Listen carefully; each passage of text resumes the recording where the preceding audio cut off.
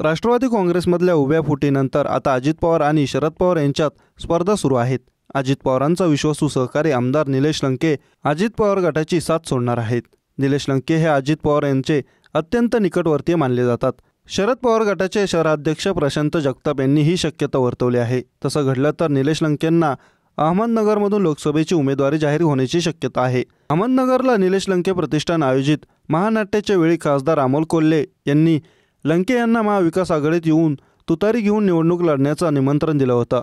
महाराष्ट्राच्या स्वाभिमानासाठी दिल्लीच्या तख्ताला घाम फोडणारा असा लोकनेता आत्ता आमच्या खांद्याला खांदा लावून संसदेत हवाय, असे कोल्हे यांनी म्हटलं होतं।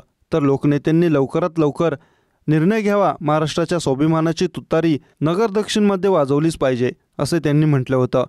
त्यानंतर निलेश लंके यांनीही सूचक वक्तव्य केलं होतं। आता निलेश लंके शरद पवार गटात पक्षप्रवेश करणार अशा चर्चा आहेत। तसं घडलं तर अजित पवार गटाला हा मोठा धक्का मानला जाईल।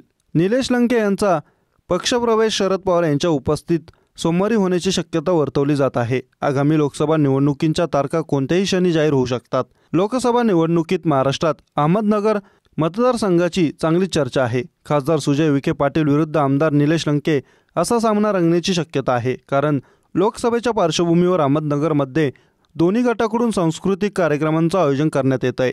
विशेष म्हणजे या दोन्ही कार्यक्रमात निलेश लंकेंच्या पत्नी देखील सक्रिय होताना दिसत आहेत।